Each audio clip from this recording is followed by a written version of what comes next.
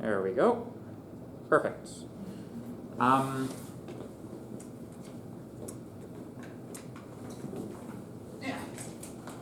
All right.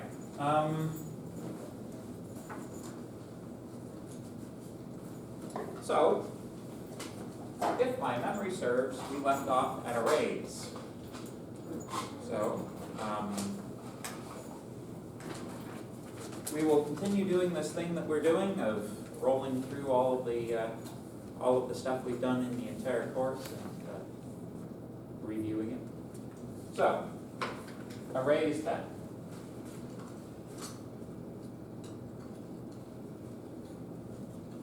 Arrays are a very important thing to know about in programming. Essentially, you can only ever get so far with just a single variable, right? At a certain point, you are necessarily, just, by consequence of the way things go when you're programming, you will eventually hit on situations where you're saying something like int x1 is equal to 0, int x2 is equal to 1, int x3 is equal to 2, all the way on down. Perhaps, normally you get exhausted by this about 25 or 30, right? But in concept, there's no reason why you wouldn't need hundreds or thousands of variables to hold individual pieces of data. Once you start numbering your variables, the thing that you should be thinking, this should be an array. So what an array is, fundamentally, it's a linear arrangement of variables held in memory continuously, with no gaps, that you give a particular name, and you can retrieve particular values out of it, or write values into it, based on a linear address. So, for example, you've probably seen these quite a few times. If I had an X array, a good way to think about it is as a boat with lots of slots, lots of seats in the boat. Each, or like seats on an airplane, whatever you want. The seats be numbered.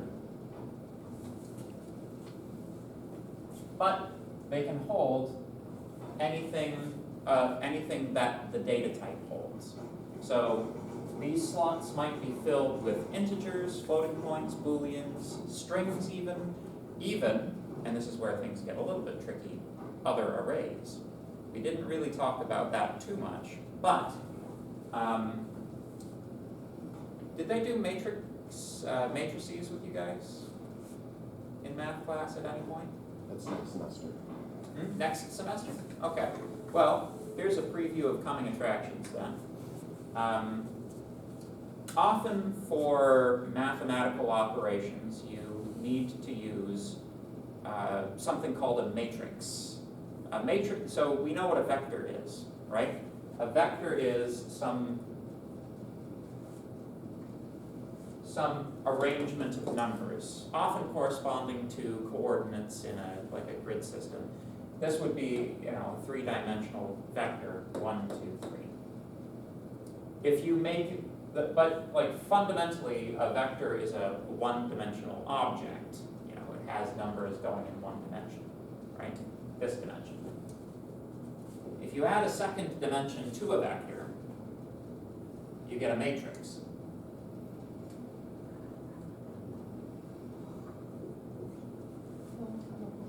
Right? You've probably seen this before. So,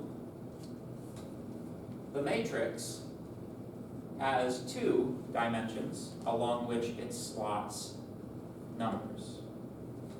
These are extremely useful things, particularly when you're doing mathematical calculations and physics calculations.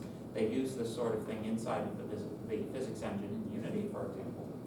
But if you ever find yourself in a position where you need some arrangement of information like so, the corresponding structure is a two-dimensional array. That is to say, an array of arrays. So the way that you can think of that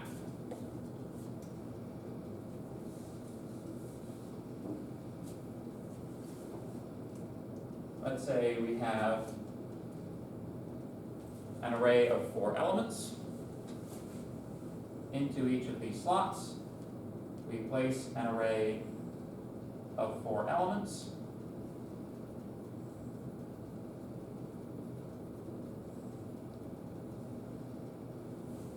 Into each of these slots, we place a number.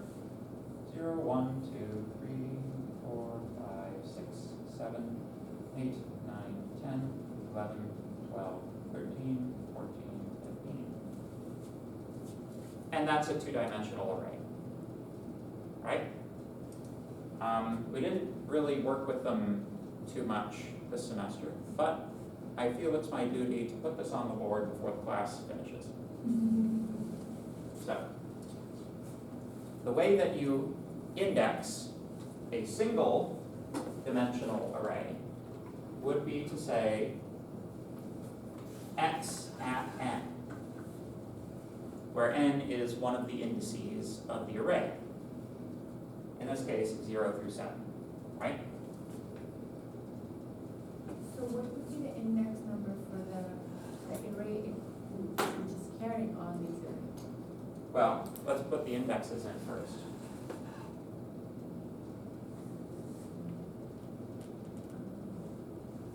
So, to access something from a two-dimensional array,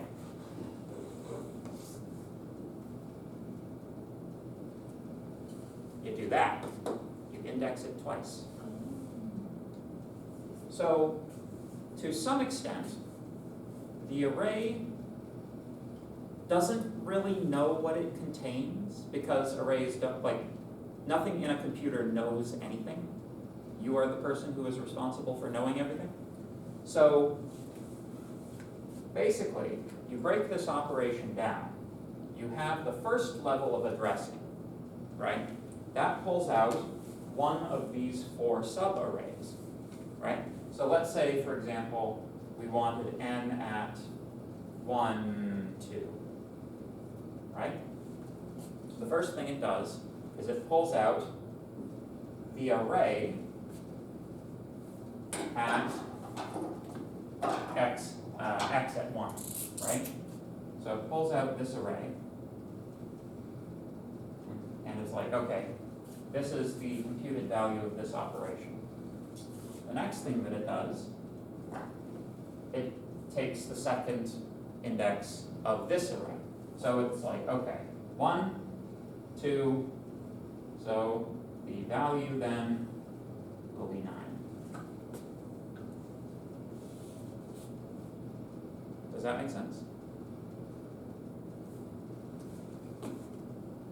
So, if you ignore what the array contains, each one of these operations makes sense in isolation, right? Like this guy, if you ignore the contents, give me the content of index 1, right? It can do that. In this case, the contents of index 1 happens to be another array.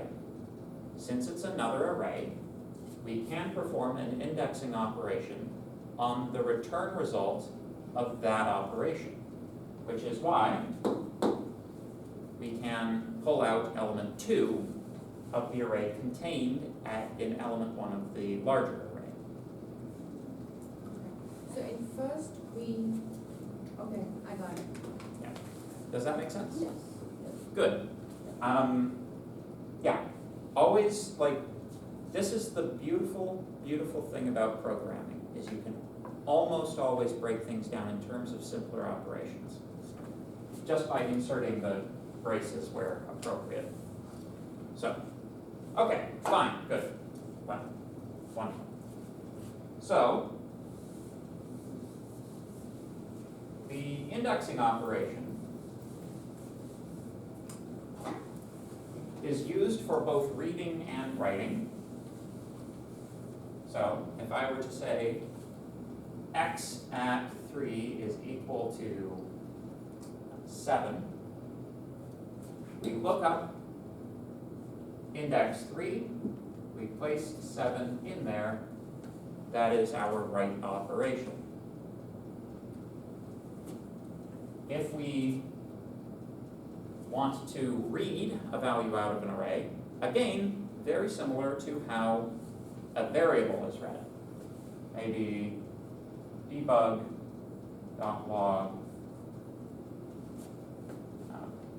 x at 2.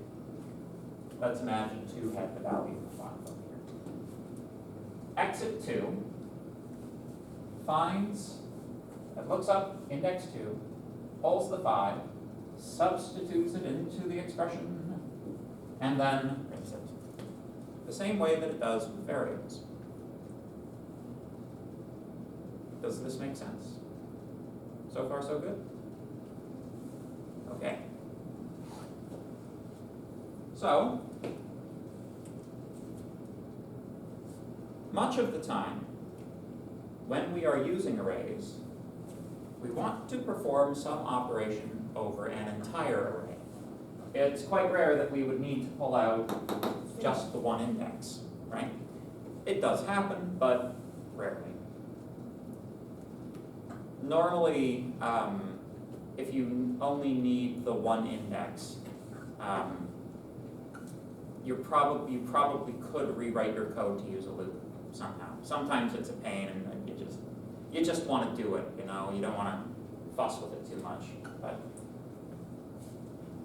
this brings us into array operations, such as we had on assignment 1. So, if we have a collection of data, because this is now a collection of data, there are some operations we can perform over that data, but it requires us to go through, often, each individual element in the array. For example, 9, 3, 2, 7, 1, 5. For example, linear search. Linear search is the question on the test. The test, the quick test tube that was, you know what I mean. So, in a linear search operation, we are dealing with a randomized array. This, we cannot depend on any relationship between these values in the array positionally. So, to know whether some number is in the array or is not in the array, we must check, in the worst case, every single element in the array to see if it is or is not the element we're looking for. And that description is, sufficient to write our program. Although we have while loops, do while loops, for loops, and for each loops, when you have a data structure, such as this one, normally you use a for loop or a for each loop. In this case, I'm going to use a for loop just because, they're good practice. For loops are actually like, when I'm programming, I will default to a for loop most of the time and ignore for each loops if I can. So if you want to write a function to find a particular element of this guy, you might say public linear search.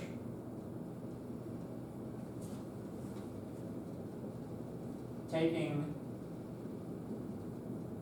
an int array, let's call it capital L, even though it's not a list, and let's call it capital A.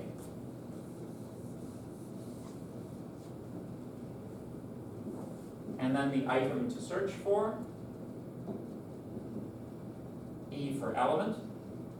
There we go. So, quick note. Oh, we didn't actually talk about array declarations. Okay. Quick side note on declaring an array. You can turn any data type into an array of that data type simply by inserting the empty square braces after the data type. This declares but does not initialize an array of integers. Initializing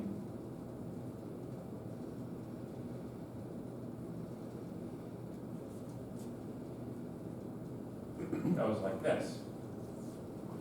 Now, there are a few different pieces of alternative syntax that, there are a couple of different ways to do this, but there are two methods that I am primarily concerned with you knowing for this class. One is this one, which declares an empty array, empty or containing default values. So for integers, default is 0. X is, for booleans, default is false, right? This creates a new integer array of size 50, right? So that's number one. The other way that you can do it is by providing a literal value. It's a literal in the same way that this is a literal, right? It just happens to be an array full of literals, right? So it's open curly brace, 0, 1, 2, 3, 4, and semicolon.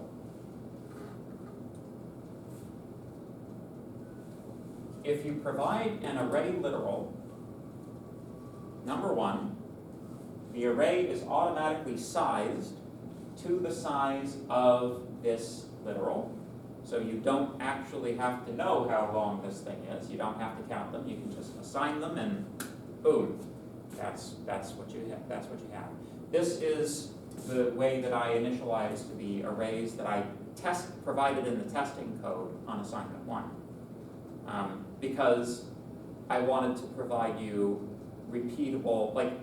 The data I provided was randomized. I used a random number generator to create it, but I wanted it to be repeatable, so that you guys could test your code over and over again against the same sets of numbers, because that's the best way to pick out a bug, right?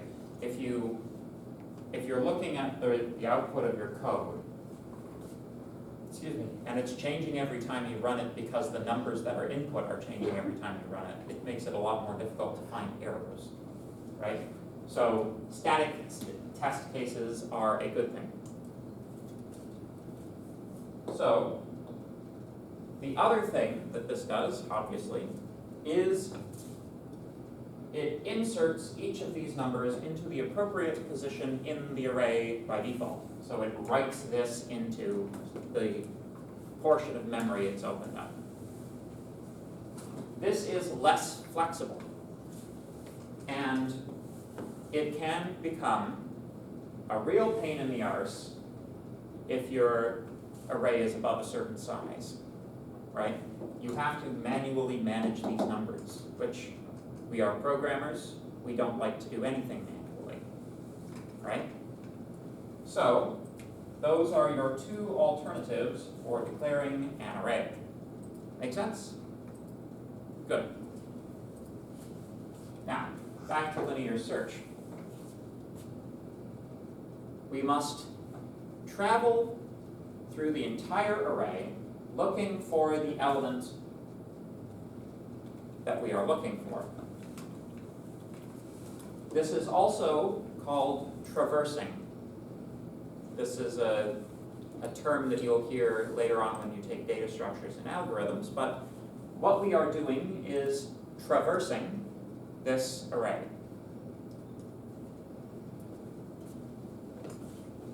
T-R-A-V-E-R-S-E,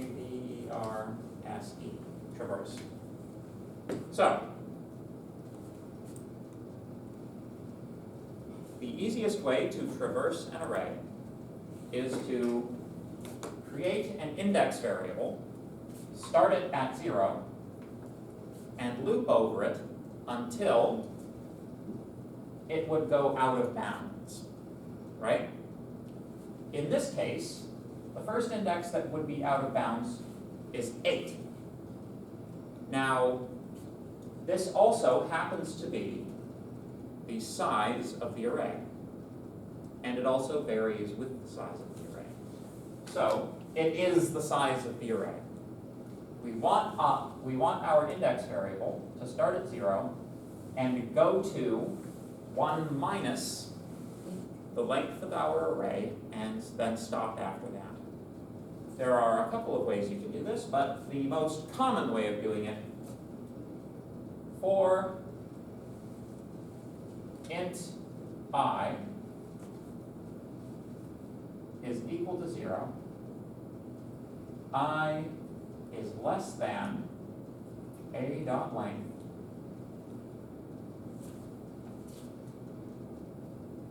I plus plus. So, reviewing for loop syntax. Initializer, condition, update. We initialize, we declare the new variable I, initialize it to 0. We state that so long as I is less than the length of this data structure, and we update it with I++. Now, just as a quick side note, if we wanted to do something with every other element in the array, we could easily do that by changing this to I plus equals 2. Right? This is not locked into being I++. It can be I minus minus as well if we're going backward, right? It can be any arithmetic operation.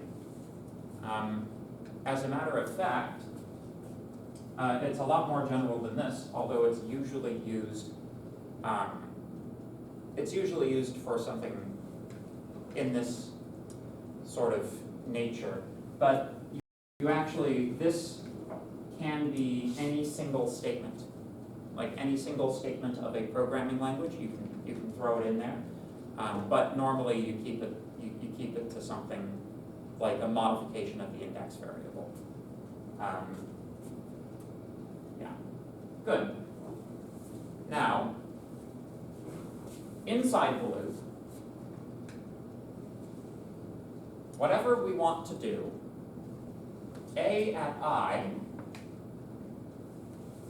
will be the quote-unquote currently examined element of the array, right?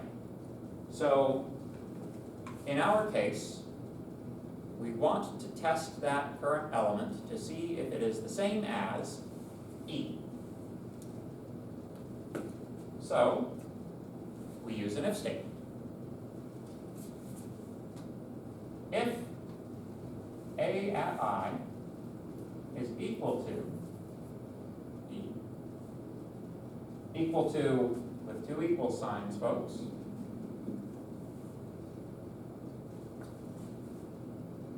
then we can return I.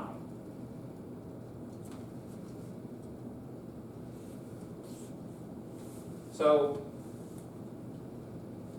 there are two approaches to linear search algorithms.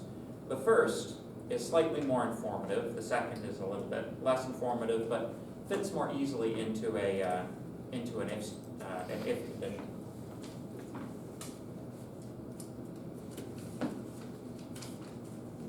You either return a Boolean true or false value based on whether the element was found, or you return the index at which it was found. But of course, if the element wasn't found, you don't return a valid index, you return an invalid index. In C# at least, -1 is always an invalid index of an array. And for various cultural reasons, going back into the history of computer programming languages, returning -1 as a result is typically an indication of an error state. Like if you go back into like old operating systems and like the original Unix operating system and this sort of thing, a non-zero exit or return value on most programs is an error code that you're meant to go and look up in like one of those great big manuals that they had in the 1970s filled with printouts of error codes. And then you prayed to your particular deity that the information you found was informative, because it often wasn't. So returning -1 on failure is a very sort of, that's well-tread ground for computer programmers. This thing about exit programs returning exit codes is actually still true in Unix-based operating systems, particularly in command line environments, such as Linux, the wonderful and beautiful Linux operating system, and the less wonderful and beautiful but still correctly constructed Macintosh operating system. Yes, because Mac is also Unix-based, whereas Windows is a Unix ripoff, basically. And they didn't rip it off very well. So,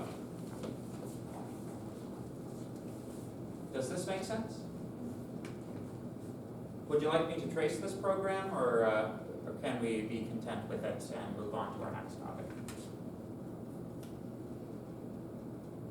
Perhaps it would be useful to see a trace? Yeah? Okay. Let's do a trace. Lovely. So, let's imagine that the array that we're tracing is this one up here. All right?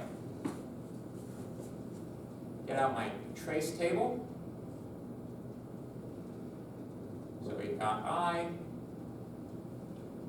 A at I, B. A at I isn't a variable here, but since it's what we're going to be using to compare, it's useful to pull it out into the trace table anyways, you know? So, begin trace. I'm going to number these lines just because it makes it a bit easier.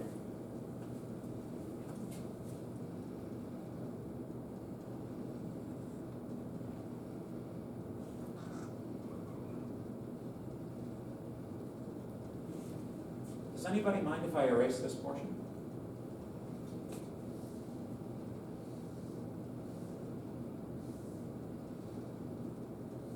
Actually, I could do my trace right here. I think I'm going to do that. That's a little easier.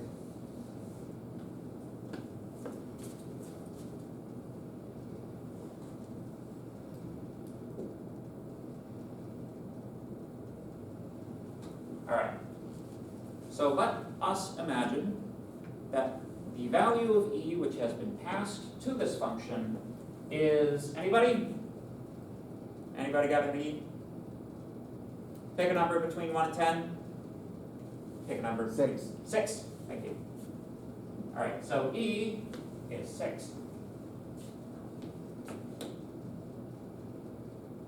Going to line 2. Since this is the first execution of this for loop, we initialize the variable. I gets initialized to 0.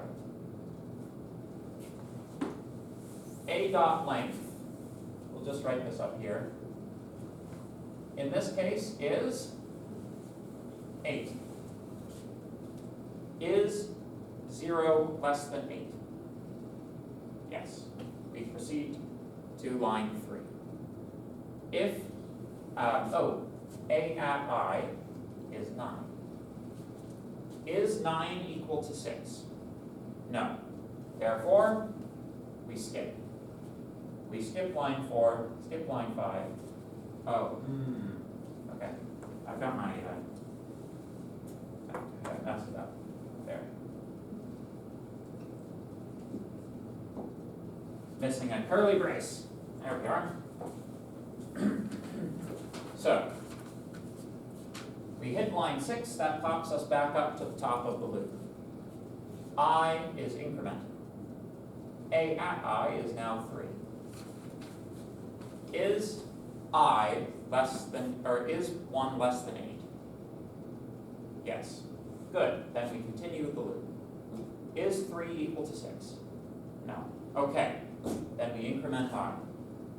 Is 2 less than 8? Yes. Is 5 equal to 6? No. Increment I. Is 3 less than 8? It's not? 3 less than 8, no? 3 Oh, is? yes, it's Yes. less, yes, it's not great, I thought it's greater. 3 is not less than 8, so we run the loop. Is 7 equal to 6? Nope. No. And we increment 4 and 2. Is 4 less than 8? Yes. Is 2 equal to 6? No. Good. 5 and 7. Is 5 less than 8? And no, yep. 6 and 1. 6 is less than 8. 1 is not equal to 6. 7, 5, 7. Okay, I'm going to slow down for this one because this is where it starts to get interesting. 7 is not less than 8. Or, pardon me. 7 is less than 8. We run the loop. 5 is not equal to 6. 5 is not equal to 6. So we skip this, right? We skip down here. We end the loop, right? I now becomes 8. Is 8 less than 8? It is not. 8 is equal to 8. 8 less than 8 is not true, right? So, rather than repeat the loop, we go to line 7. Line 7 returns a value of -1, so the return result will be -1. And upon human evaluation of this loop, you will see that 6 does not actually appear in this data structure. Therefore, our result is correct. You can imagine, though, if, for example, this value was a 6, right? Then here, we are continuing the loop. 6 will evaluate to be the same as 6. So rather than skip to line 5, we then execute line 4. Line 4 immediately terminates the algorithm, returning the value of I. Therefore, our return result becomes 4. And it just so happens that if you take 4 and you use it as an index on the past data structure, you can retrieve 6, this specific 6. So this is the index at which you can find the element that we were looking for. Does this make sense? Any questions? Good.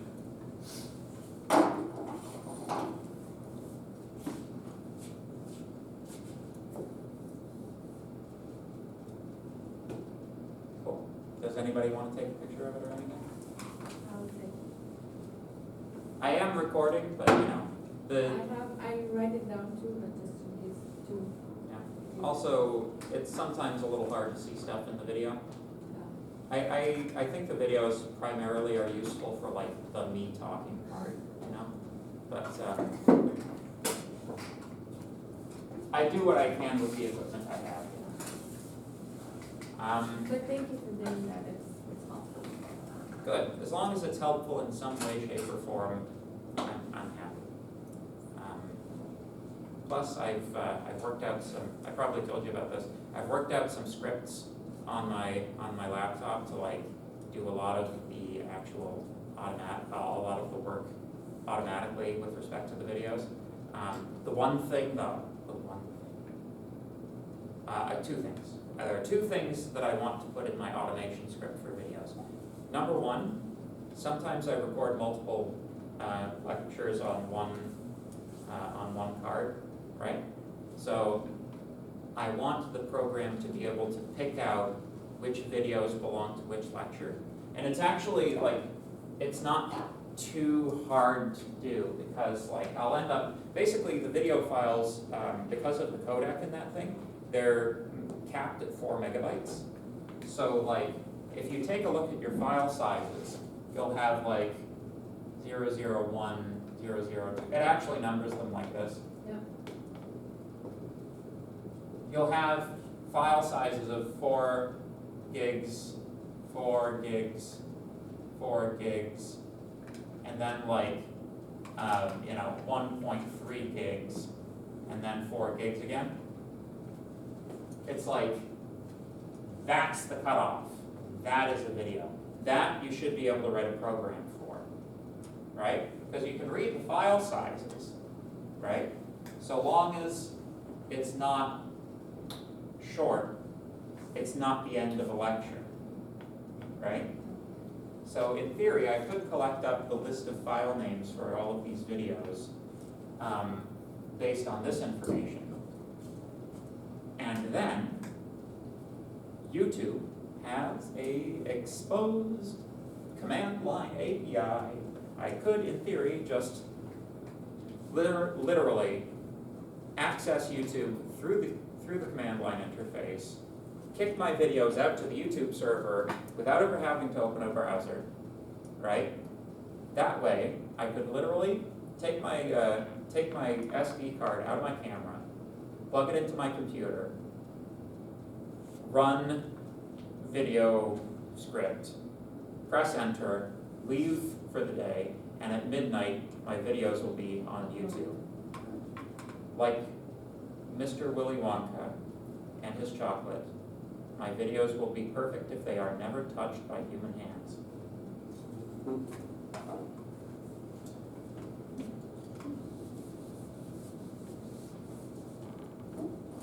Which is why the quality is so bad, by the way. I'm a big believer in quantity over quality. So, Quantity over quality? well, with respect to YouTube, that's actually what you want. Think about how the way things have gone recently. Like, people, there's a tendency to like 3 and 4 hour podcasts, and people watch this. It's not scripted content. It's not good quality content most of the time, yet the algorithm rewards it. That's what you want. You want tons of content of low quality so that you don't, kill yourself making it, right? That's what you want. That's what you want, YouTube. I'm giving you what you want. So, anyway, can I erase this? Yes.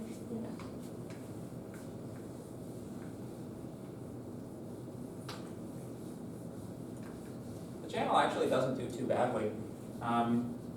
I was a little curious. I was looking at my analytics this morning. The channel in total has 150,000 views, which isn't too bad. That's good. Yeah. I've got like 1.2K subscribers at this point.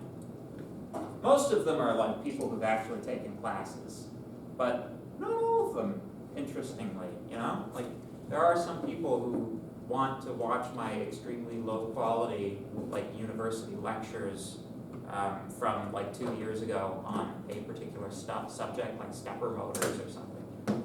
I don't know, I guess there's a thirst for knowledge. Anyway, so much for arrays. Let us now talk about everybody's favorite topic, objects.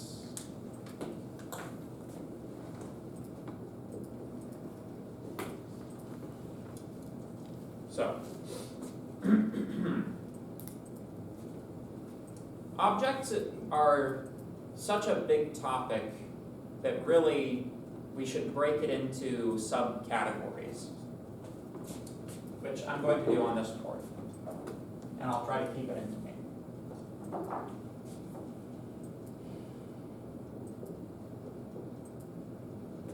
So, we've got object, class, distinction. Right? What is an object? What is a class? This will involve us reviewing how classes are declared and initialized, right?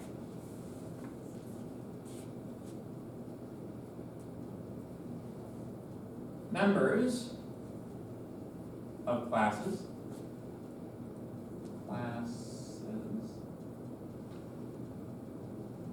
Variables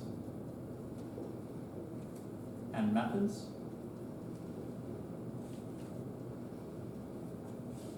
We also have the distinction between private and public.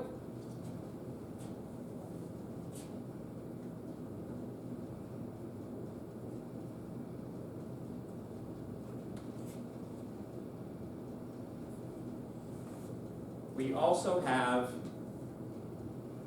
the concept of composition. I think we should do composition first, actually. Let's do composition first.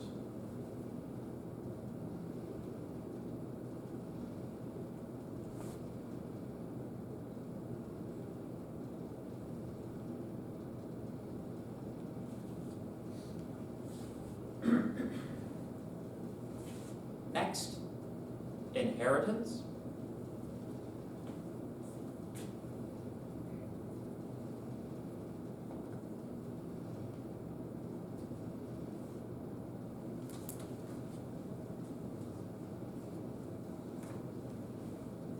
Next, static versus instance.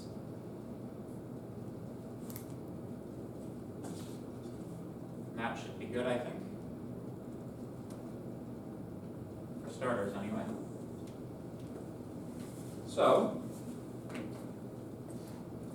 initial comments on the object class distinction. So, who can tell me what a class is? Aside from the one you're in right now.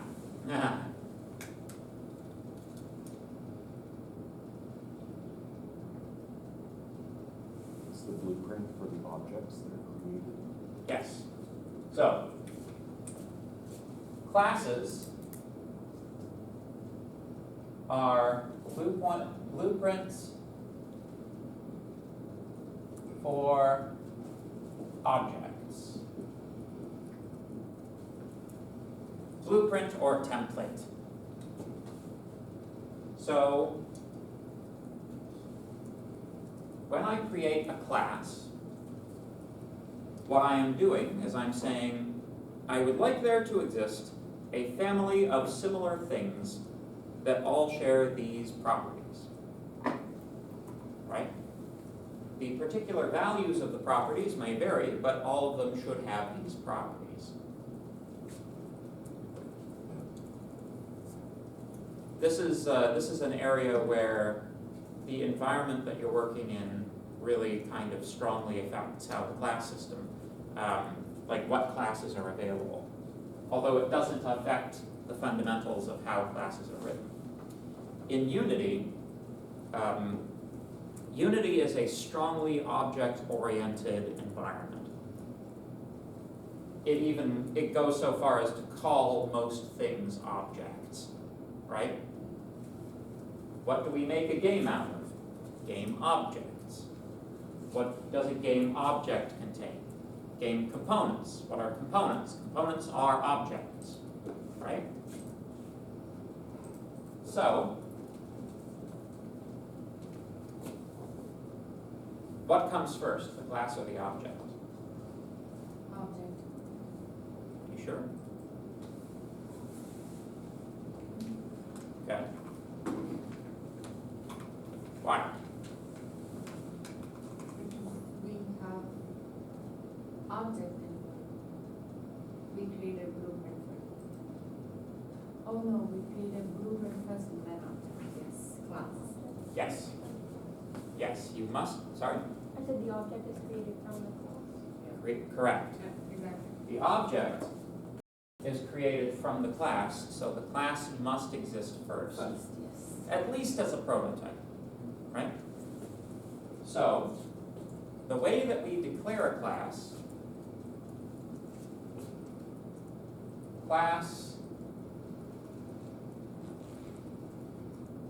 oh.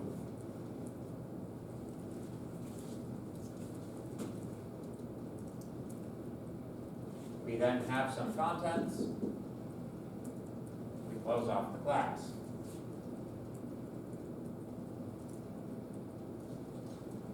Not worrying too much about what it is the class contains. Let's just assume it contains some things that do some stuff that's desirable. All right? How do we create an object from this class?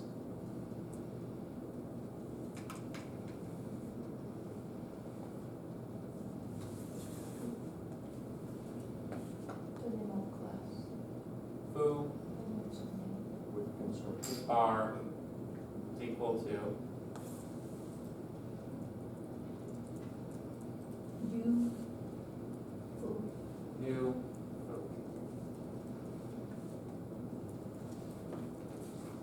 object initialization. The same way with both variables and arrays, the declaration and the initialization do not have to be on the same line. They can be done on different lines. Normally, they're done on the same line. Okay. That declares one object named bar. You can also declare an array of object references. For example, foo array bars is equal to new foo array, say of size 100.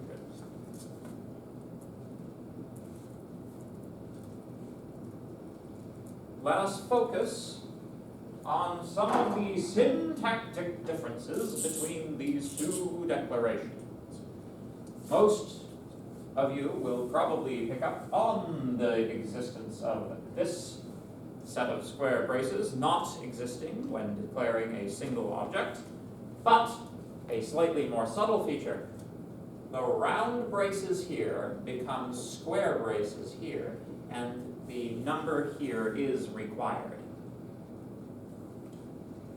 You'll notice, if you compare your notes against the integer array declaration that we declared, the only difference between that line and this line is the data type we are using. So, this is another way of conceptualizing a class. Classes are custom data types. You can write your own data types. Certainly, you can use the class name anywhere you use a data type of any type, so to speak, and that will change it to mean a reference to an object of that type, or a reference to an object of that class. Does this make sense? Question? Yes. Okay. No, I said yes, it makes sense. Oh, okay, all right, good.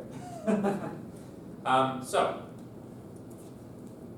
Um, yes, so it's a custom data type, but when we are giving them like for example,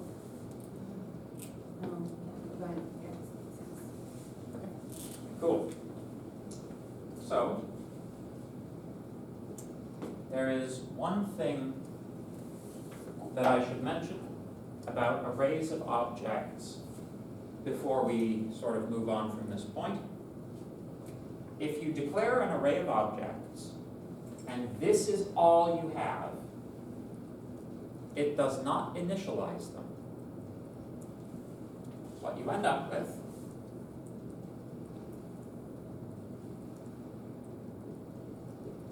is an array of null values.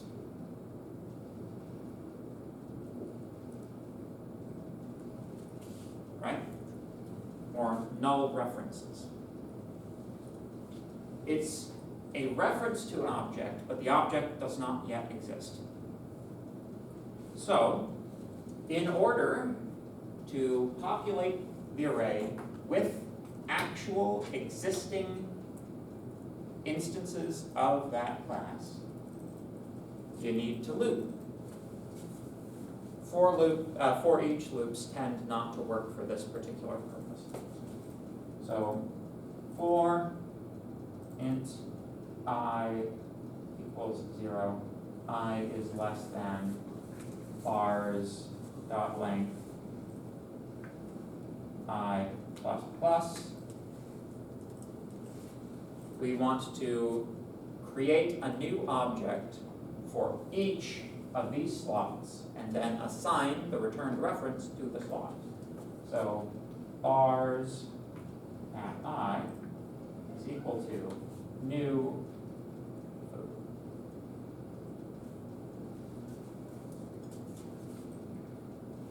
So on the first run of this loop, I is 0. This creates in memory a new object named foo, or of type foo, pardon me, stores the reference inside of this, I'm going to use a different color. Stores the reference in the array, like so. On the second iteration, it creates a new foo object, stores the reference in bars at 1. Right? And so on and so forth. By the time this loop has finished executing, every single one of these null references will no longer be null. They will point to a object, which means, once you're finished, to call the properties or methods of any one of these, you would say, for example, bars at 74 dot, X position, or something, right? Or, fetch. Something like that. Notice that we are, again, combining syntax.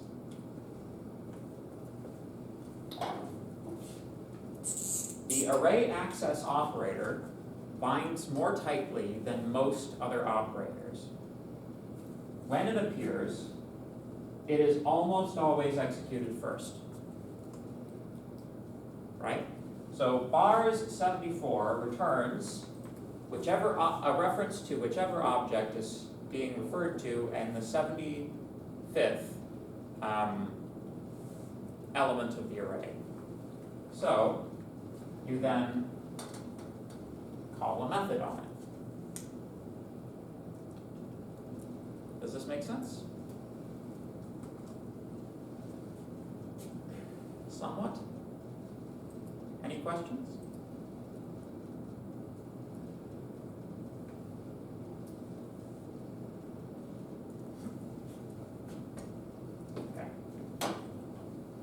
So.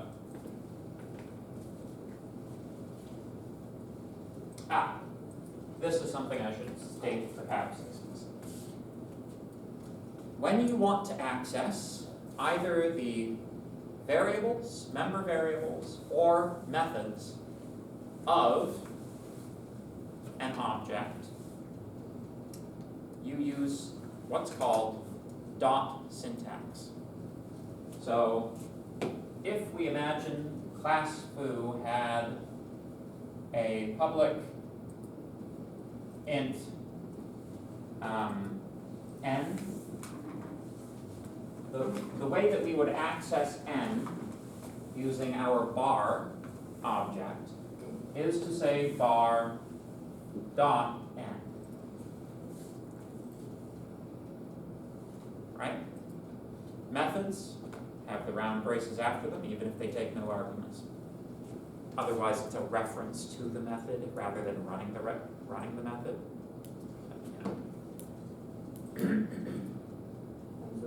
Where is came from? It's contained in the class. Yeah. Where n came from is kind of like, that's the operative question.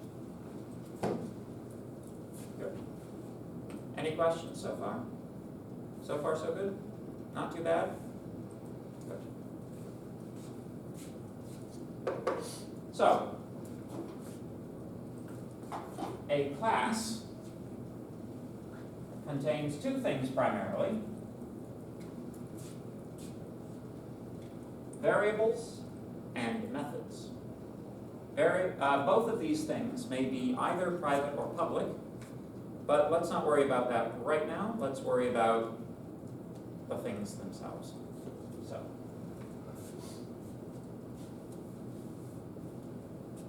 when we add variables to a class and they are outside of any method, we call them member variables of the class.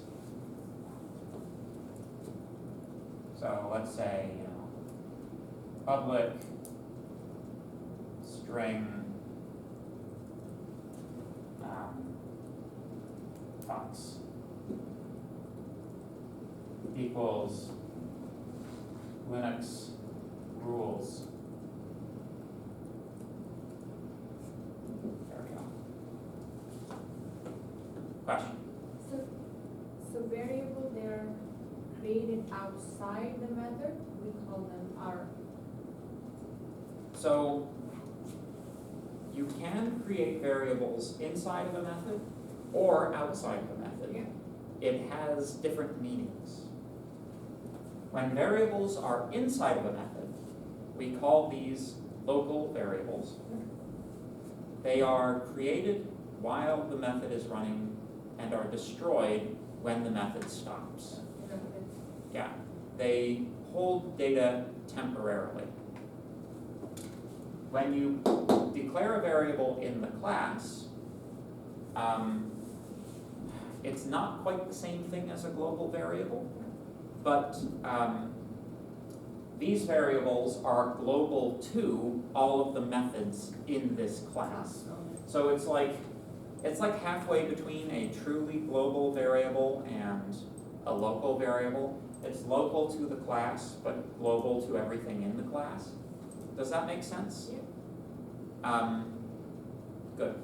So, for example, if I had a method, public int, or public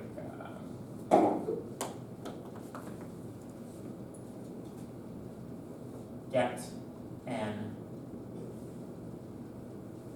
return n. Seems useless, but we'll get to why you might want to do this in a bit. This n is this n, right?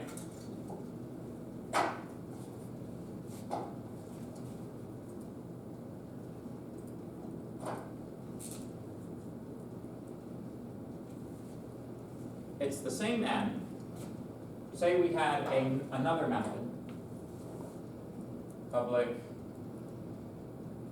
add 3 to n, or add to n, and then it takes a parameter, int m, n equals n plus m, right? Something quick like that.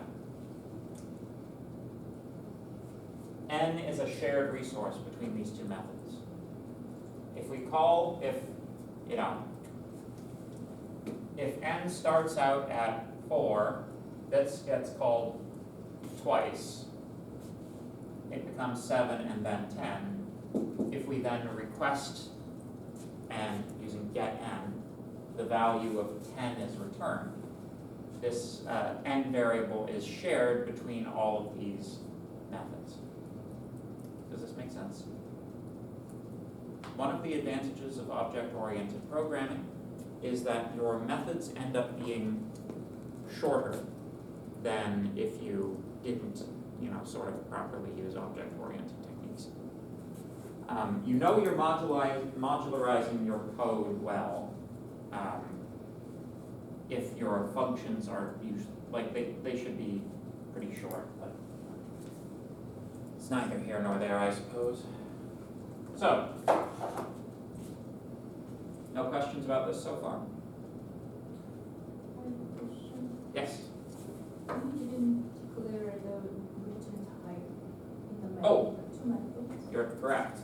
That's true. Pardon me.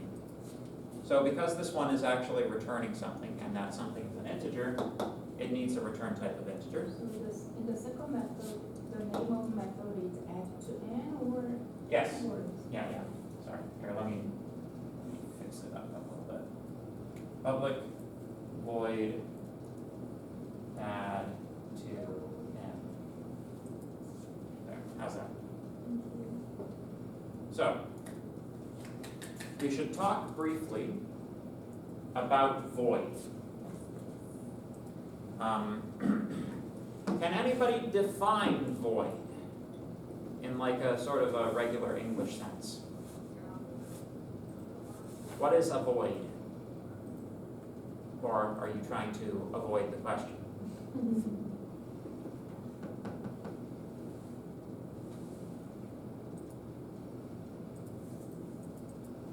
What is a void?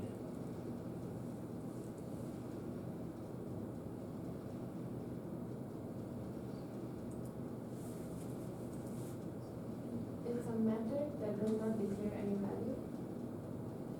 Yeah, but you just looked it up in the programming context. Come on. I'm talking about the English definition.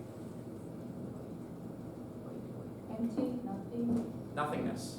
Yes. A void is the absence of something. Right? So when I declare the return type of a function to be void, I am saying it does not return anything. Right? So the add to n method does not have a return value. The expected functionality of it is that no return statement will exist inside of the method, right? In fact, I'm pretty sure if you put a return value in there, the compiler will complain at you with varying levels of vitriol depending on what language you're using. So in this case, we are returning something. The whole purpose of the method is simply to return whatever is stored in n. In this case, we are modifying n without returning anything, right? So the methods used in classes fall into some rough categories. One of those rough categories is getters and setters. So this is known colloquially as a getter. This as a setter. This sets something, this gets something. right? When something is being set, it doesn't need to get anything. When something is being gotten, it doesn't need to set anything. We separate out those two possibilities. Make sense? Good. Yes? Even though there is, the second method didn't declare the return type is a void, but, in the program, eventually n will be used in other method or things. Mhm. So means n is kind of return value, even though it's a return isn't used. Because, n is declared public. So, yes, let's not worry about public. I'm actually gonna change N to private as soon as we start talking about public and private. I'm just using public for now because it's kind of like the default state of things, right? So, your observation is correct. One of the things that makes programming with global variables tricky is that all global variables are implicitly both inputs and outputs to every method in a class, right? So when we store data in N, we are, in a sense, producing output, right? It's just that the output is not being sent back via the return mechanism, right? The output is being stored for later inside of the class. So when we pull it out later, this N variable being pulled in here is an implicit input to this operation, where it is being passed back out through the regular return mechanism. Does that make sense? So yeah, you're right. In a sense, this is something like a return value. I would say return, like the concept of returning, is a very specific, like that's a specific operation from an architectural standpoint. Like the return mechanism is built into like the call stack architecture, which is not something we have the luxury of going into here, much as I would love to, because if there's one thing I love being a nerd about, it's computer architecture. But we have to cover the basics first. If I'm very lucky, I will have you for data structures and algorithms, and then I can show you how deep the well of nerdiness really goes. But so the return mechanism is a very specific feature. It does one specific thing, right? To say that this is a return value is incorrect. Return values are explicit output. This is implicit output, right? Perhaps those are terms that are uncommon that should be defined, implicit versus explicit. Okay.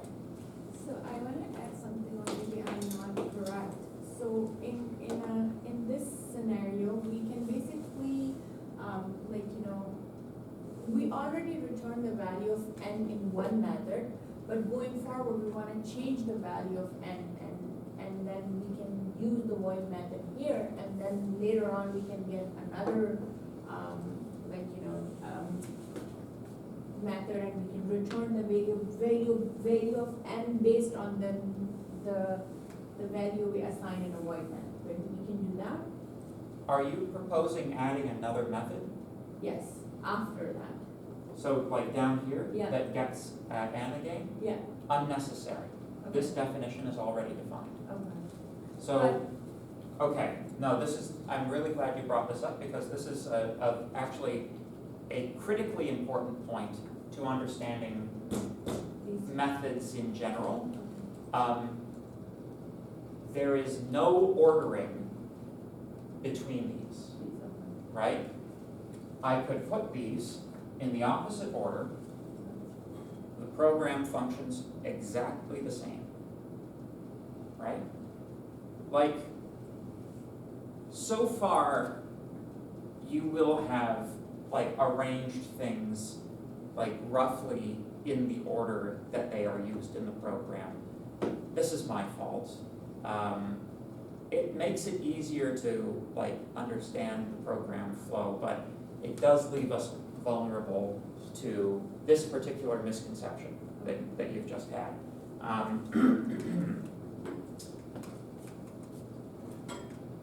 When we define the method for this class, and it's like, we define it functionally. There's no ordering, like, it's not that this one gets executed first and this one gets executed second, right? Either of these will be executed in whatever order this thing thinks. So, for example, if I were to use these methods,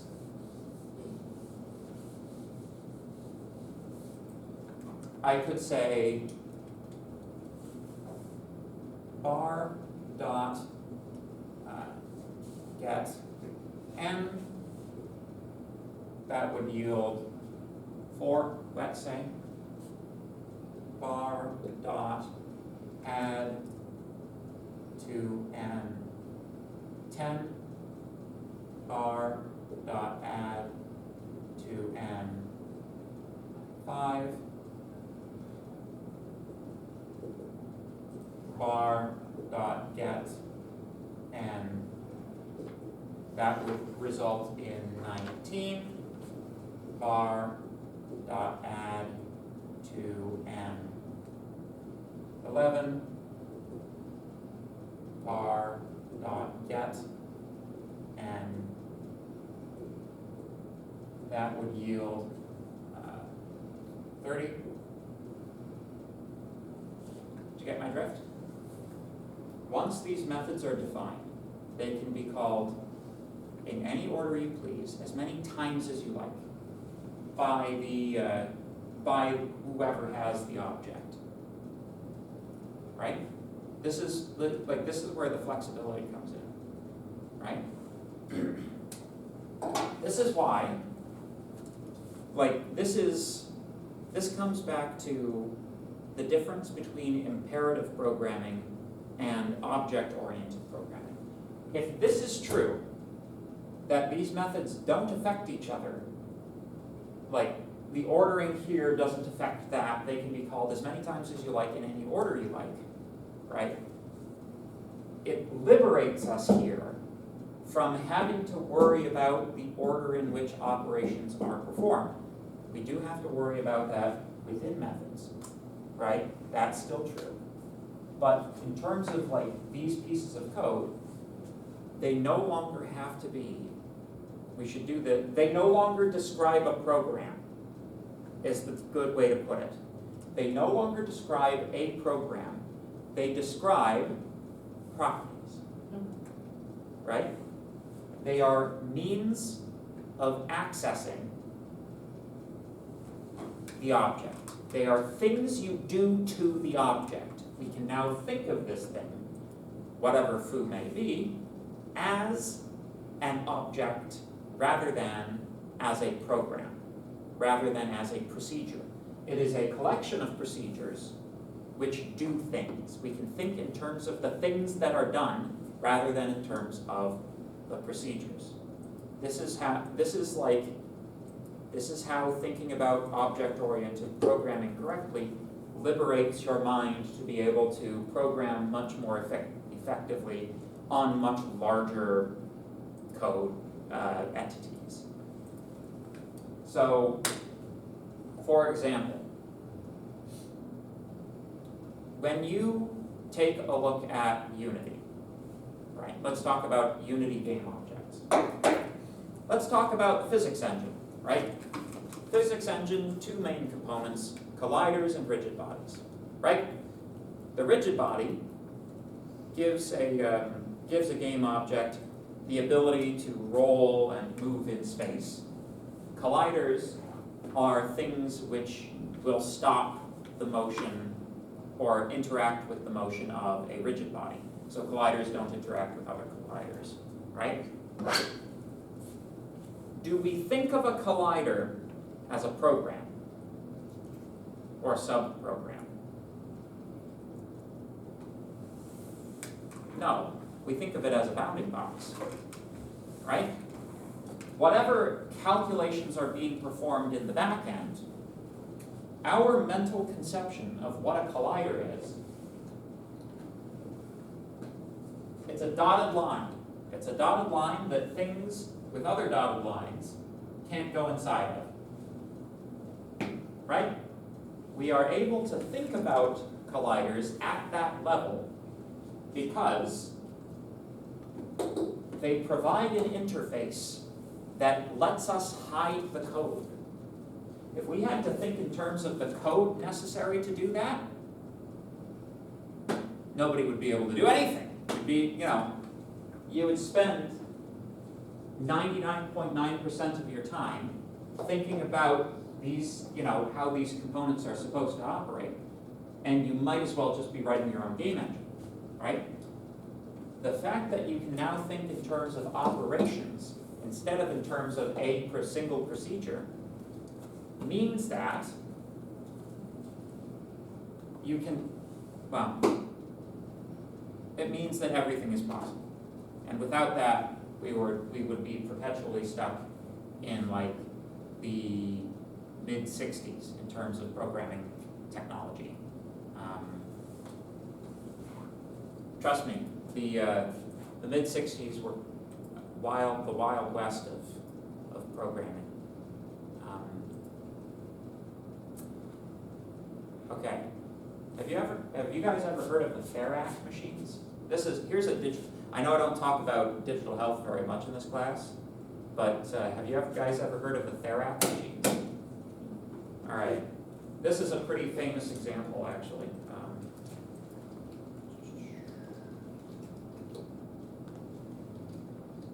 I think it's Therac 25.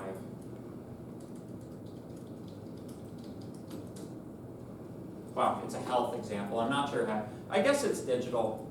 I guess you can think of this being digital. Is it a Cobalt 60 source? Oh no, It's a radiation machine. It's an accelerator. Yeah. So, I'm not sure, like, to what degree they still do radiation treatment for cancer. Like, maybe certain types of cancer, but it seems like chemotherapy has gradually, like, more and more of it seems to be chemotherapy and less is radiation therapy. You guys would know that better than I would.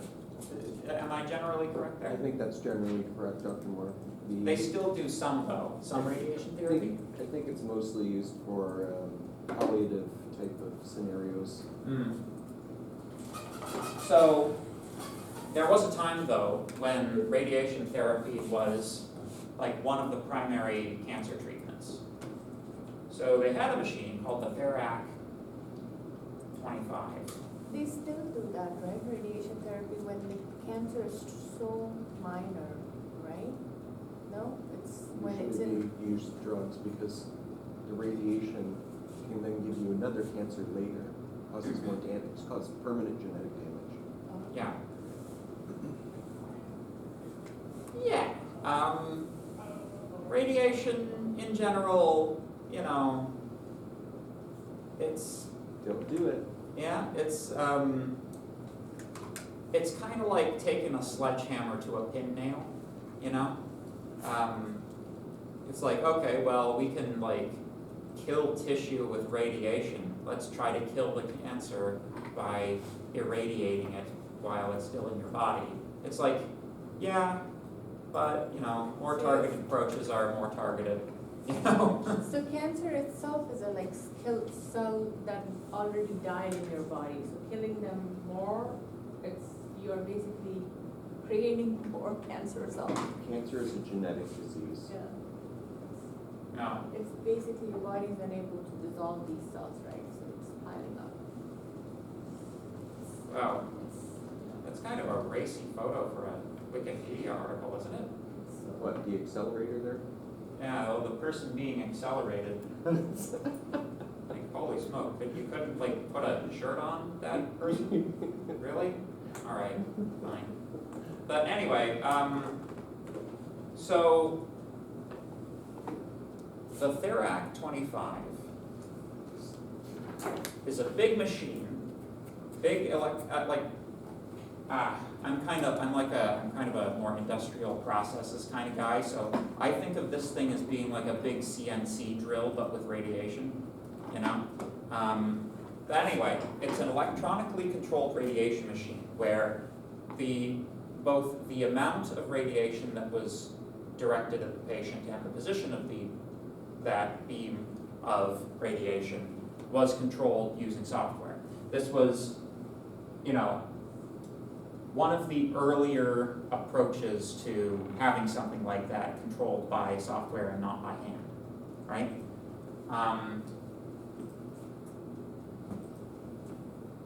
The thing had a bug. Yeah. So the software that was written for this thing was written by one guy who didn't have his work checked, and it was written in assembly language, I believe. Yeah, it would have been in assembly language. If you know anything about, you guys want to see what assembly code looks like? Let's say let's just get an image. Let's see what assembly code looks like. This is not the same language, but this is like, this is what an assembly code looks like. Basically, you are programming in almost directly in ones and zeros on top of the CPU, right? Assembly code is extremely difficult to work with, but optimizations are possible in assembly code, which are possible in no other language, which is why assembly codes are still being used today, particularly in mobile applications.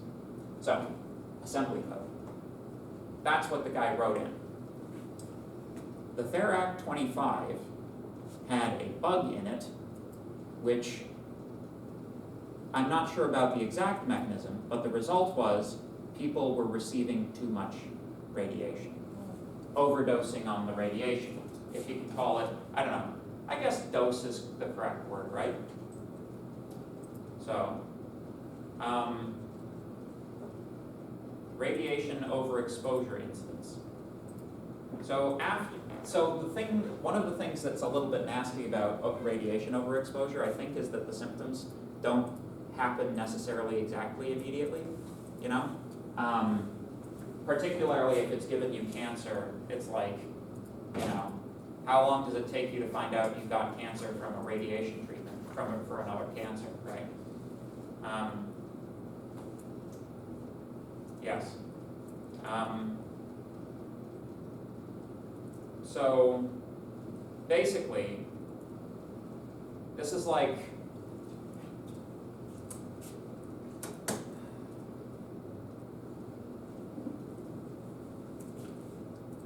not to get on too far of a tangent, but this is just a demonstration that software can also kill, right? And for people in your specific field, software is much more likely to kill somebody in your field than in, for example, video game development, right? So, you know, back when I was a lad doing engineering at McMaster University, they gave us these, right? When you graduate the program, they give you one of these, which is, it's the iron ring, and it's meant to be a reminder, always worn on your person, that what you do can kill people, right? So the software you write can kill people, depends on the context. Certainly in the case of civil engineers, if they design a building incorrectly and it collapses, people will die, right? The original iron rings were actually made from the steel salvaged from a collapsed bridge in Quebec, where the engineer who had come up from the States to build this bridge was a prideful man and refused on grounds of pride to have his work checked by other engineers, have his figures checked. As a result of this, the bridge collapsed during construction, killing several hundred construction workers. Because back then, it took, we had a lot of people were in construction because you had people instead of machines a lot of the time. Because this bridge collapsed, the 1910s or something. The Golden Gate Bridge? No, Golden Gate Bridge is in San Francisco. I forget the name of the bridge that collapsed, but if you Google Quebec bridge Oh, in collapse Quebec. disaster, So, it's just a reminder to us that, people, like the code you write, particularly if it goes into medical devices, needs to be correct, right? Otherwise, people could suffer serious harm, right? Yeah, It's so, a warning for us. yes. Let's just briefly look at the quote-unquote root causes. This looks like a pretty good article on the whole affair if you're interested in taking a look at it at any point.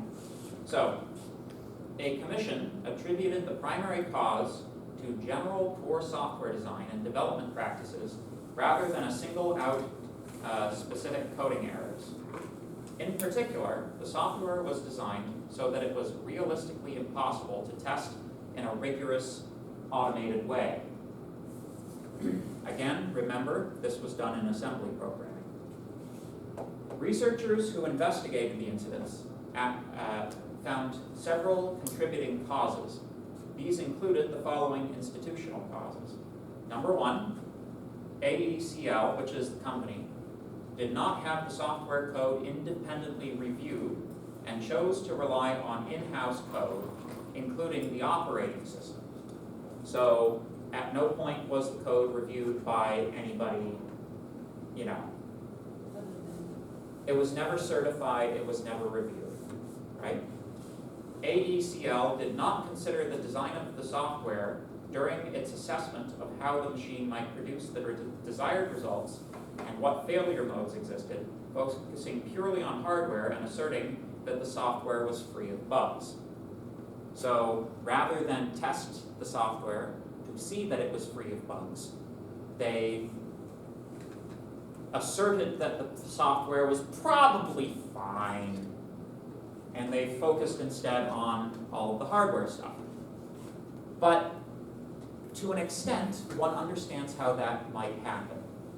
The company, up to this point, probably primarily a hardware company.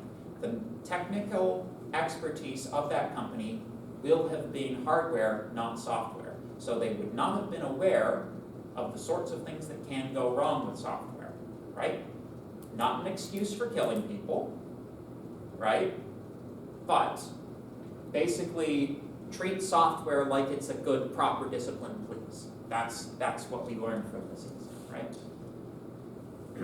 Machine operators were reassured by AECL personnel that overdoses were impossible, leading them to dismiss the Therac 25 as the potential cause of many incidents. So in the marketing campaign, they were like, listen, we put in so many protections, look at all these hardware protections we put in. It's impossible for somebody to be overdosed by one of these things. And of course the technicians were like, oh yeah, they said that it's impossible to overdose on one of these things. So you know how all your hair is falling out? That's probably something else, I shouldn't joke around too much because people did die, but AECL had never tested the Therac 25 with the combination of software and hardware until it was assembled at the hospital. So they made the code in one lab, the hardware in another, and they didn't test them together until they plugged one into the other at the hospital. it would have been reasonable for them to plug them in the factory to see if they work in the factory. The researchers also found several engineering issues which are, perhaps, here's one for you. The engineer had engineer singular, right? The code was written by one guy, right? And not reviewed by anybody else, which is exactly the thing that caused the Quebec Bridge collapse. The engineer had reused software from the Therac 6 and 20, which used hardware interlocks that masked software defects. Those hardware safeties had no way of reporting that they had been triggered, so pre-existing errors were overlooked. So, you know that thing I say where when you copy and paste code, you're copying and pasting all of your bugs too? Boingo. They copied and pasted bugs existing in previous iterations of the Therac, where hardware safeties prevented those bugs from actually manifesting. And, the bugs were still there, they just didn't know about them, because you don't know about bugs. That's the problem with bugs. The software set a flag variable by incrementing it rather than setting it to a fixed non-zero value. Occasionally, an arithmetic overflow occurred, causing the flag to return to 0 and the software to bypass safety checks. Woo! Okay, you want me to explain that one? Just for fun? No? You don't want me to explain that one? You want me to explain that one? Okay. Yes. All right. This is a fun one. Not All about right. Therac The 25. Therac's gonna be on the exam, trust me. What? No. Innocent little me. We can review that after the examination. Okay. But it's just- Very quickly though. Yeah. Very quickly though. Arithmetic overflow is a very interesting thing which happens. So, how many bits do you store an integer in? Anybody remember? Not 28. It's got to be a base 2. 128? No. No, that's too much. No. I was gonna say 2, but 2 bits would mean you only had 4 variable values. 32 most of the time. Okay, So integers are typically 32 bits. So if you have the number 0, it's 0, 0, 0. Let's change it so that rather than talking about 32 bits, we have 4 bits, just to be able to demonstrate. So 0 is all zeros. 1 is 0, 0, 0, 1. 2, 0, 0, 1, 0. 3, 0, 0, 1, 1. Binary code, right? Dot, dot, dot. Maximum number is 1, 1, 1, 1, which is 7, right?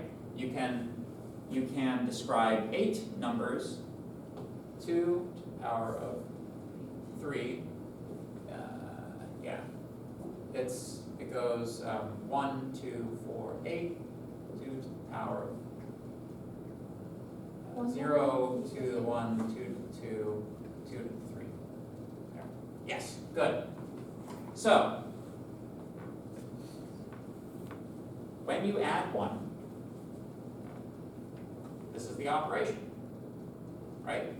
You add 1 here and carry over any of the overflow, right? Same as in regular math, right? If I say, 0, 0, 1, 1, which is 3, plus 0, 0, 0, 1, what do I get? This is a 0, right? We carry the 1. 1 plus 1 is 0. Carry the 1. 1, 0, 0 is 1. That's the math. So here's the question. What happens if you add 1 to a number that's already full of 1s? Let's see. 1, 1, 1, 1 plus 0, 1, or 0, 0, 0, 1. What do we get? 0, 0, 0, 1. Here's the issue. That's an extra bit. The integer only holds 4 bits. This number is lost. Lost. So, in 4-bit integer arithmetic, what we would think of as being 8 is actually 0. So if you add 1 to an integer enough times, it wraps around back to the top, basically. Why is this a problem? The computer has no idea that this has happened. There's no indication. Sometimes if you're looking for it, you can pick it up. It sometimes, like, it will set a flag inside of the arithmetic unit of the CPU, but unless you're looking for the flag, you won't know that this has happened, and it can cause problems. One of my favorite examples of like how this happens, or like what the effects of this can be, comes from a video game. So in the case of the Therac, basically 0 meant something like disable safeties, and everything that was non-zero was like enable safeties. So like every so often, if that flag was flipped, 2 to the power of n times, where n is 1 minus the number of, bits being used, and it was probably 8 back then. Basically, every 256th run, that machine had the safeties turned off. Or something similar to that, right? So, unless you unplugged it and replugged it in every single time, which they probably didn't because it was expensive equipment. My favorite example of this comes from a video game called Civilization. The Civilization games, anybody familiar? Yeah, you know them. So the Civilization video games are basically like, it's like a grand strategy game where you start off with, one settler unit and one warrior unit, and you have to like found a city, build stuff in the city, and like build out, find resources, build out your country, and hopefully, win by one means or another against all of the other countries on the planet. Space race victory is the best. So, in the earlier Civilization games, the civilizations themselves were just palette swaps. You got to pick your color. In the later ones, they integrated like famous leaders from all of these different civilizations throughout history, and gave them like personalities, right? So if you were neighbors with Genghis Khan, you're probably going to get invaded at some point, right? Not some point, you'll be the first person to be with it. Yes. Is it you, or is it going to be the neighbor on the other side? That's the only question. No, it's Right? gonna be like, you don't even think about it, and you don't even know, he already invaded you. Yes. Yeah. You are. Precisely. So so that's one end of the spectrum. The other end of this spectrum is Gandhi, right? Will not declare war on anybody for any reason whatsoever, etc. So there was an interesting bug in one of the older Civilization games, because all of these leaders had an aggressiveness score, right? So there were certain things you could do over the course of the game to modify a leader's disposition towards you, make them less aggressive, for example.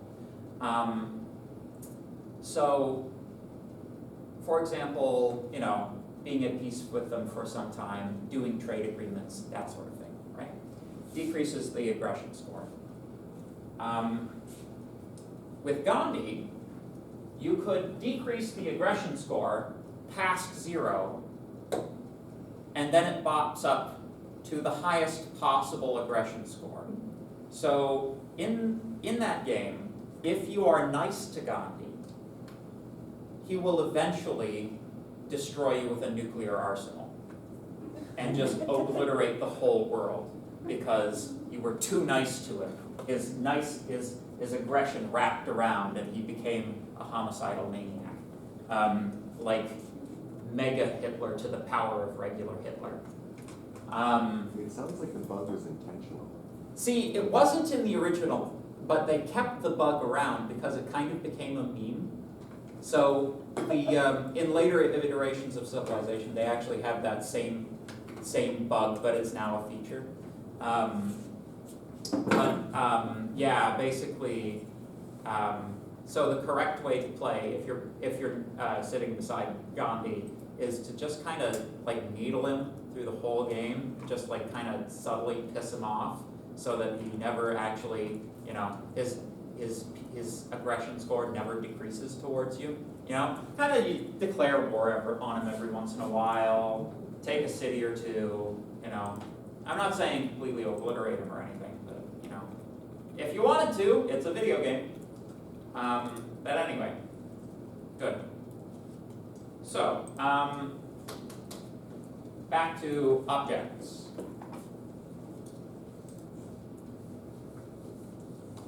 But yeah, so that's an interesting little thing that can happen in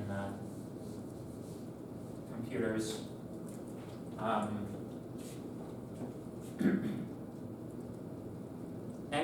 Okay, I will say I have one more comment and then I will be finished. Anybody who at any point says to you, computers will eventually replace humans, ask them how one works. If they can't answer that, they're not competent to have that kind of an opinion.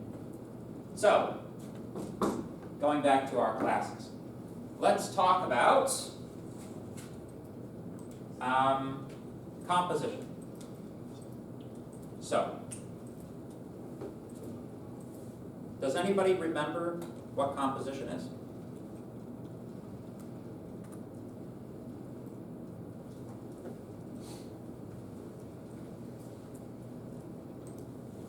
It's when one class has references to another class. So, the example that I did in class at the time was a tank, excuse me. But I suppose we could think of something a little more medical.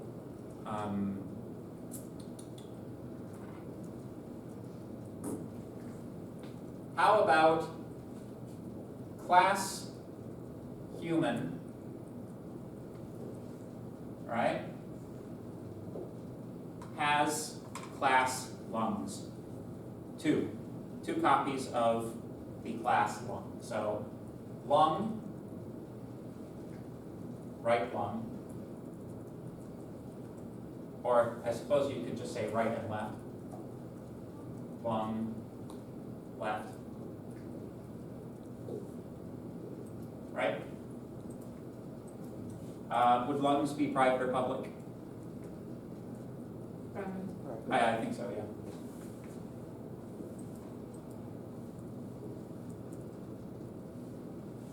So, our two lungs, righty and lefty,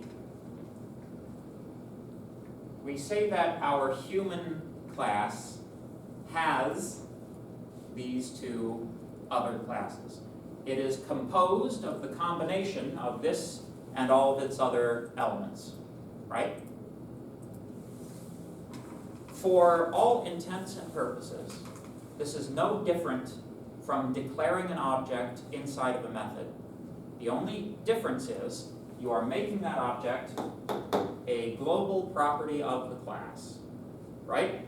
Sometimes if you lock it down as private, that means that only stuff inside of the class can use it. If you open it up as public, that means that other things can access it too, right? Things which declare class humans, by the way. Does that make sense? So, you know,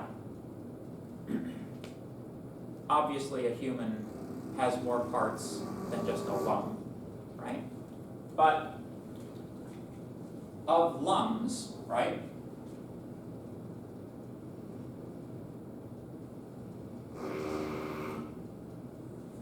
Lungs are also composed of components, right? So you can think of these things as being components of a class, right? What composition allows you to do is take a concept which you would interact with as one concept, right? Like a human being, you think of them as being a singular entity. You don't really think of yourself as talking to a collection of heart and lungs and spleen and all of the organs that compose a human. You think of a human as being, this is a human, right? Nevertheless, the human is composed of the organs. So, the lung, each of the organs, in turn, is composed of subcomponents in and of themselves. Lungs contain, what are they called? Alveoli? Yes. Yep. Yeah. And the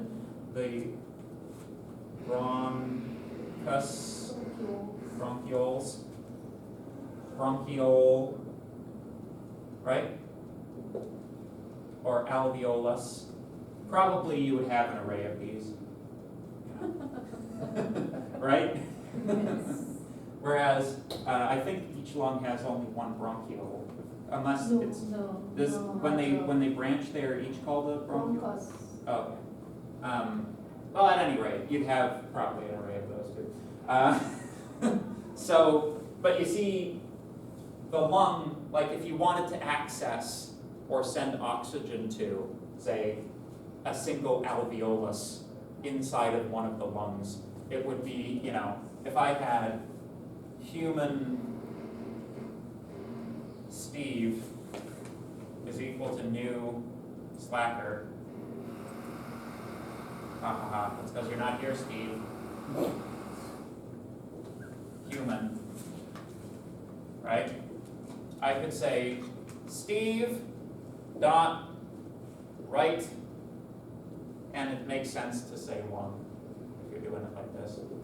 Right lung dot alveolus 3726 dot oxygenate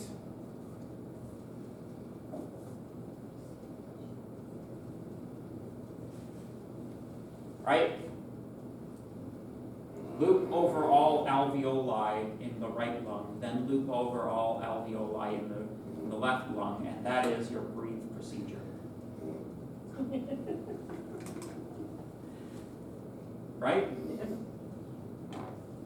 I mean, we could write that, It's like public breathe, right? Contents would be,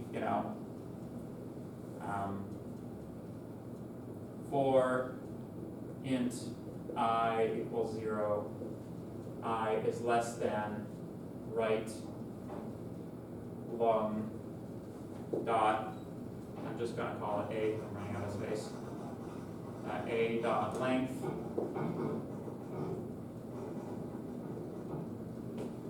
I plus. Insert this line, replacing this with I. Repeat for the left lung, and there we have oxygenated all of his alveoli. So, yeah, much easier in code than in real life.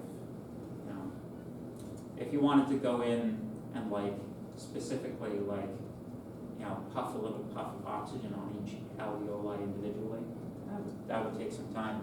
But one of the things that's nice about computers is that they're very fast at doing very routine things, right? So that's actually viable. Now you'd probably have another method inside of the lung class that would be breathe, right? You'd have a secondary breathe method inside the lung class that distributes it to all of its alveoli. Yeah, basically. Cool. All right, I think we've done about as much damage as we can do today. So the composition would be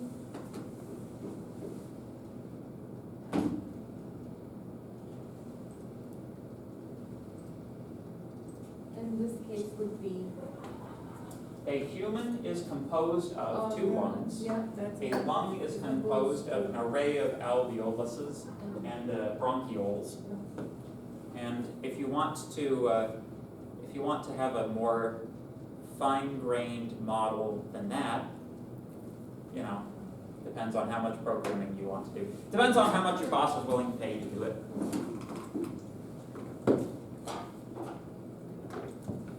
So composition is different from inheritance. Yes, fundamentally different from inheritance.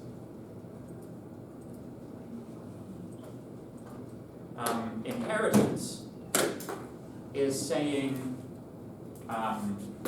one thing is a variety of another. So, for example,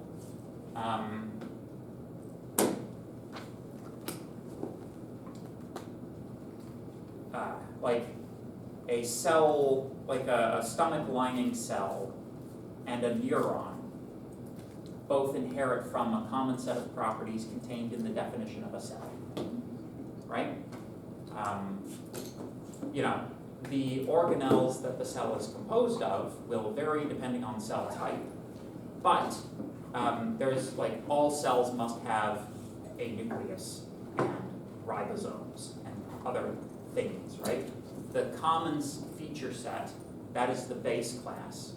Everything else is inherited from that base class. Does that make sense? Cool. All right. Good work today, team.